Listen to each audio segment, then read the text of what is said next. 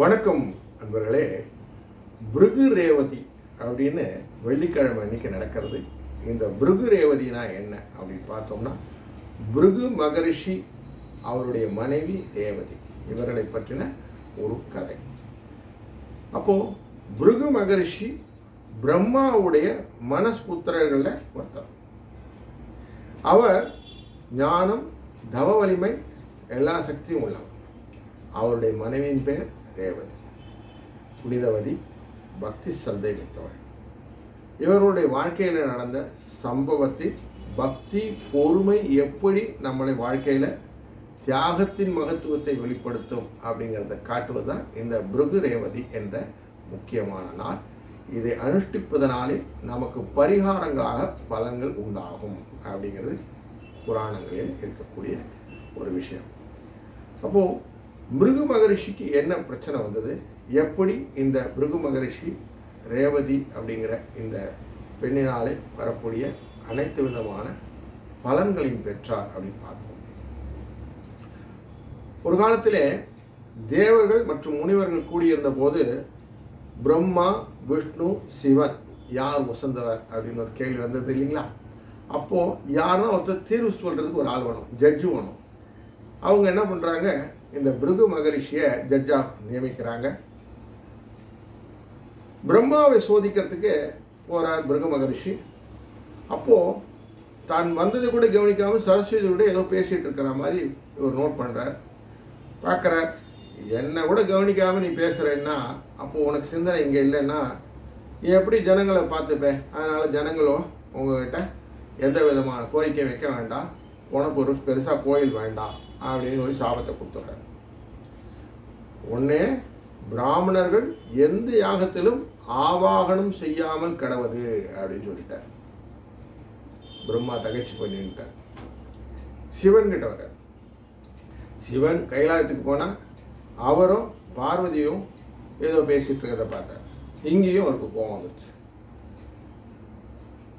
இப்படி நீங்களும் கண்டுக்காமல் இருக்கீங்க, அதனால உன்னை பூதகணங்கள் தான் வணங்க வேண்டும், மனிதர் கணங்கள் வணங்குவதற்கு லாயக்கில் போ அப்படின்ட்டார். சிவனையும் விட்டாச்சு.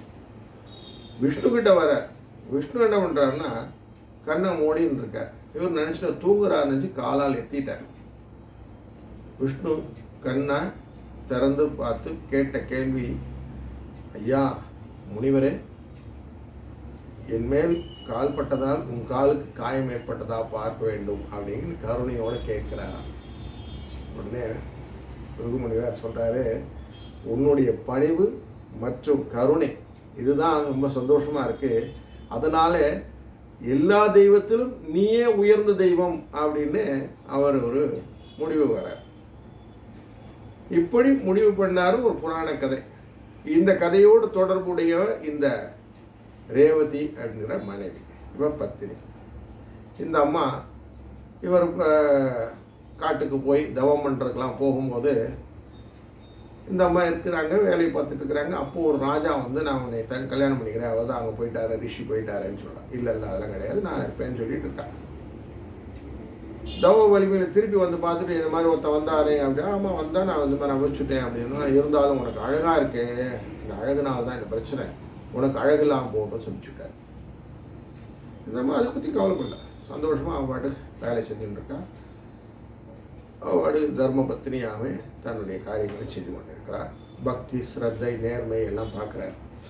ஐயோ தேவையில்லாமல் இந்த அம்மாவை சொல்லிச்சுட்டோமே அப்படின்னு சொல்லிட்டு தன்னுடைய சாபத்தை மீட்டு கொண்டு உன்னுடைய அழகு மீண்டும் திரும்பட்டும் அப்படின்னு இவர் வாக்கு கொடுத்துட்றார். அதனால் திருப்பி அந்த அம்மா தன்னுடைய நார்மல் ரெஸ்டோரேஷன் வந்துட்டா.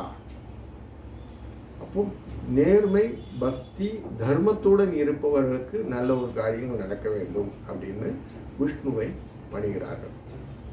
அப்போது விஷ்ணுவை பணியும் போது அவர் என்ன சொல்கிறார், நல்ல விஷயங்கள், கற்புடைய பெண்டர்கள் சொல்லக்கூடிய விஷயங்கள், அழகாக இருக்கிறது, அழகில்லாமல் இருப்பது, இருந்தாலும் மனதால் அழகாக இருப்பது அப்படிங்கிறதும், சாபங்கள் கூட இறைவனுக்கு வரங்களாக மாறும் என்ற தன்மையினாலும் இந்த விரதம், இந்த பிருகு ரேவதி அன்று இருக்கக்கூடிய விரதம் இருப்பவர்களுக்கு அனைத்து விதமான சுகபோகங்களும் நல்ல வளங்களும் மனதினாலே தீங்கு இல்லாத தன்மையும், அடுத்தவன் தீங்கு பண்ணாலும் தீங்கை வளர்க்கக்கூடிய எண்ணங்களும், சாப மோட்சமும் கிடைக்கும் அப்படின்னு வரத்தை கொடுக்குறார் விஷ்ணு பகவான்.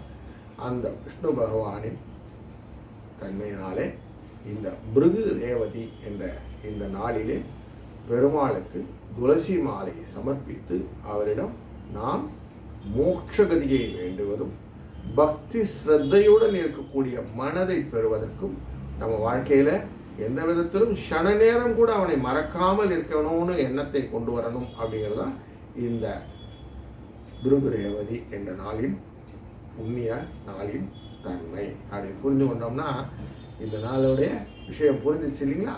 அவசியம் இன்று நம்ம பெருமாள் கோயிலுக்கு சென்று துளசி மாலையை சமர்ப்பித்து அவனுடைய பாதத்திலே நம்மளுடைய சரணத்தை வைப்போம் அப்படின்னு புரிந்து கொள்வோம். வாழ்க வளர்த்து.